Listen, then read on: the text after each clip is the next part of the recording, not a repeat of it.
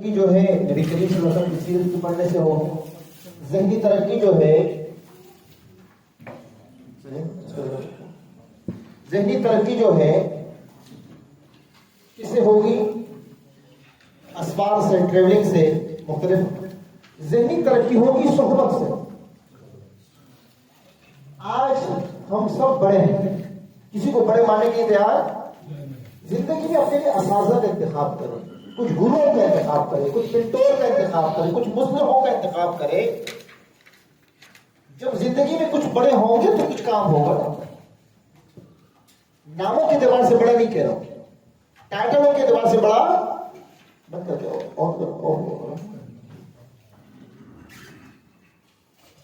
اسے دیکھو. تو ہوتا کیا ہے کہ ذہنی ترقی ہوگی قرآن مجید کے تدبر سے. اگر آپ نے قرآن مجید درسی طور پر پڑھا ہے تو اس کے معانی سیکھو، اس کی تفسیر سیکھو، نبی کریم صلی اللہ علیہ وسلم کی احادیث مبارکہ کا مطالعہ، حیات صحابہ کا مطالعہ، نبی کریم صلی اللہ علیہ وسلم کی سیرت کا مطالعہ. بدقسمتی یہ ہے کہ ہم آپ علیہ السلام کے نام لیوا ہے، لیکن آپ علیہ السلام کی سوانح کا، آپ علیہ السلام کی اپنی زندگی کا ہمیں کچھ بھی نہیں پتا. آپ علیہ السلام بحیثیت بیٹی کیسے تھے؟ آپ علیہ السلام بحیثیت والد کیسے تھے؟ آپ علیہ السلام بحیثیت شوہر کیسے تھے؟ آپ علیہ السلام بحیثیت لیڈر کیسے تھے؟ آپ علیہ السلام بحیثیت پڑوسی کیسے تھے؟ آپ علیہ السلام بحیثیت تاجر کیسے تھے؟ آپ علیہ السلام بحیثیت پارٹنر کیسے تھے؟ بڑے تو صحیح. اسفار کرے، دنیا جائے، دنیا میں دیکھیں. قرآن مجید بار بار کہتے ہیں کہ بھائی آپ سیرو فی الارض، سیرو فی الارض. کیوں؟ بساوقات مشاہداتی مطالعہ الفاظوں کے مطالعے سے زیادہ کارگر ہوتا ہے. صحبت، منٹور کا انتخاب، اپنے لیے کتابوں کا انتخاب، کتابوں کا ذوق بڑھائے، تربیتی اور شوق. یہ جو ہم تربیتی کلاسیں کرتے ہیں یہ ذہنی ترقی کے لیے تو ہیں. جہاں بھی آپ کو موقع ملے زندگی کی لمحات کو قیمتی بنائیں، تو ذہن پر یہ کام کریں گے. تیسری چیز جو ہے وہ ہے روحانیت. کیا ہے؟ ذات میں فزیکل برباد ہو گئی، ذات میں مینٹل ہیلتھ برباد ہو گئی، اور اب آتے ہیں اسپرچولیٹی پر، روحانیت پر. کس پر؟ روحانیت. روحانیت کے اعتبار سے ہم الحمدللہ سب مسلمان ہیں. ہم سب کو پتہ بھی ہے کہ سب سے پہلے فرائض کا اہتمام. کس کا اہتمام؟ 2023 میں ہم سے کوئی فرض نہ چھوٹے. مرد ہے تو نماز باجماعت بہترین ہدف لے کے کہ انشاءاللہ عملاً قصداً ہم سے قضا نہیں ہوگی. نمبر 2، تلاوت، یومیہ تلاوت. یومیہ تلاوت چاہے ایک رکوع ہی کیوں نہ ہو.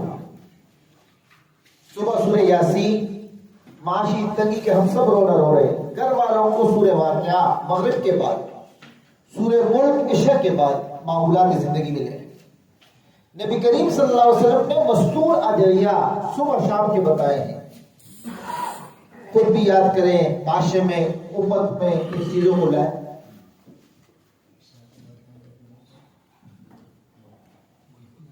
تو مستور ادعیہ کا اہتمام ہو. آپ علیہ السلام کی مبارک احادیثوں سے، جو احادیثوں سے دعائیں مستنبط ہے، اسے صبح شام معمولات. کم از کم ادنا درجہ تو یہ ہو کہ استغفار 100 مرتبہ، درود شریف 100 مرتبہ، تیسرا کلمہ 100 مرتبہ. کیا ہی بات کر جائے. روحانیت کے اعتبار سے ترقی کے لیے آگے 3 مہینے بعد رمضان آنے والا ہے. روحانی ترقی کا بہترین پیکج ہے. اعتکاف کی نیت کریں، پہلے سے رمضان کی تیاری کی نیت کریں، کیسے بامقصد گزارنا ہے.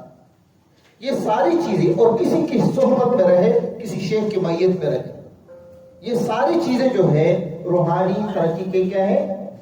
فرائض کا اہتمام، معاملات کی درستگی، حقوق العباد کی ادائیگی. یہ ساری چیزیں، گناہوں کا ترک کرنا، بڑے بڑے گناہوں کی لسٹ بنا کے اس کو زندگی سے نکالنا کہ 2023 میں کون سی گناہ ہے جس کو میں چھوڑنے کی نیت کرتا ہوں. تو یہ ساری چیزیں، دونوں چیزیں ضروری ہے. نیک اعمال کا اختیار کرنا اور گناہوں کو ترک کرنا. یہ دونوں مکس ہوں گے تو روحانی ترقی ہوگی. ہم کیا کرتے ہیں؟ برتن بڑھتے ہیں لیکن اس کے جو ہے ٹوٹی کھول لیتے ہیں. اگر ٹینکی بھرتے رہیں گے اور ٹوٹی کھلی رہے گی تو کیا ہوگا؟ پھر خالی ہوگی، پھر وہ بھرے گی۔ ہمارے ساتھ یہ ہو رہا ہے کہ الحمدللہ مسلمان ہونے کی حیثیت سے عبادات خوب کر رہے ہیں، لیکن گناہوں کو ترک، تو گناہوں کا ترک لازمی ہے۔ اللہ کے رسول صلی اللہ علیہ وسلم کے سامنے ایک صحابی آتے ہیں کہ میں عابد الناس بننا چاہتا ہوں، سب سے زیادہ عبادت گزار بنتا ہوں، تو اللہ کے رسول صلی اللہ علیہ وسلم نے ایک ہی بات فرمائی، اتق المحارم تکن عابد الناس۔ اگر آپ عبادت گزار بننا چاہتے ہو تو زیادہ نمازوں کی بات نہیں کی، زیادہ نوافل کی بات نہیں کی، بس کہا محرمات سے بچ جاؤ۔ اگر ہماری زندگی میں 2023 کے اہداف میں ہم بڑے بڑے محرمات کی لسٹ بنائیں اور اس سے بچ جائے گا تو کام ہو جائے گا۔ تو تیسری چیز جو ہے ہماری جو ہے وہ ہے ذات میں روحانیت کے اعتبار سے کہ روحانیت کو کیسے بہتر کیا جائے۔ یہ تھا ہمارا پہلا سائیکل جس کو پورا کرنا تھا ذات۔ تو ذات میں کتنے جہتوں سے کام کرنا ہے؟ 4۔ نمبر 1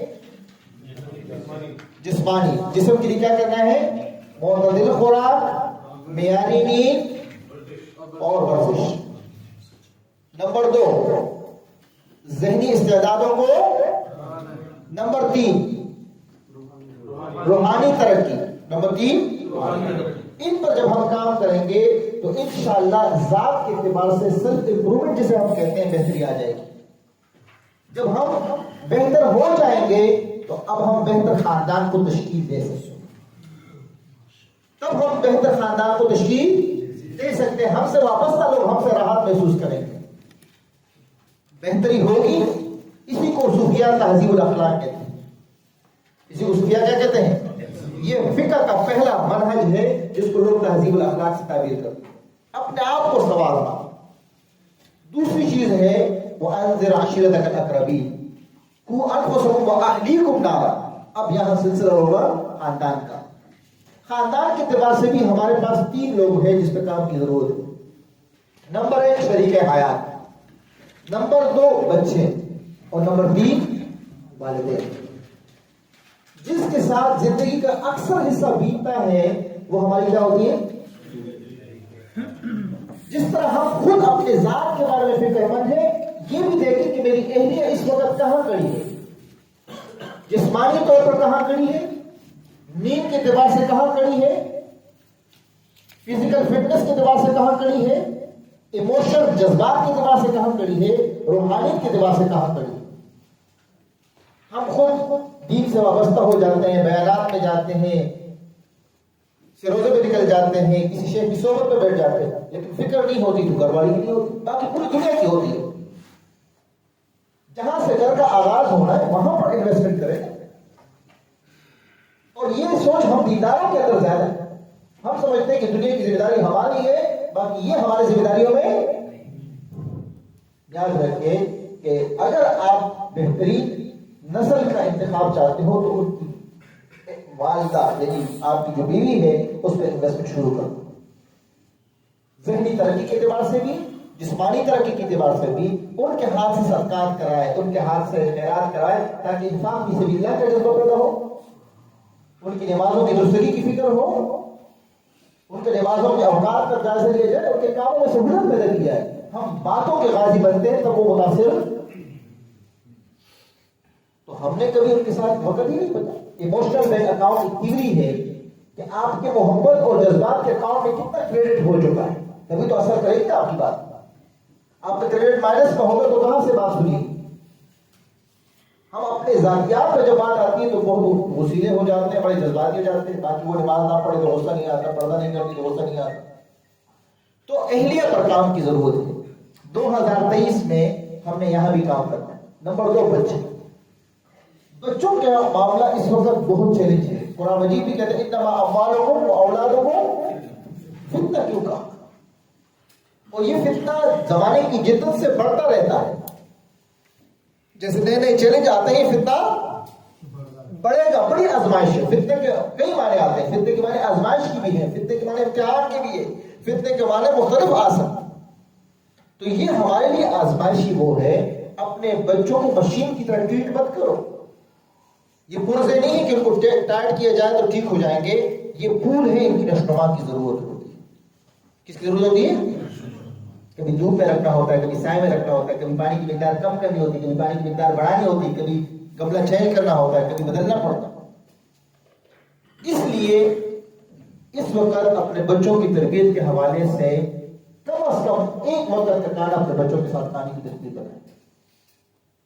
بچوں کے اخلاقیات کا جائزہ لیں، بچوں کی نفسیات کا جائزہ لیں کہ اس بچے کے اندر کیا چیز ہے، اس کو کیسے دور کیا جائے.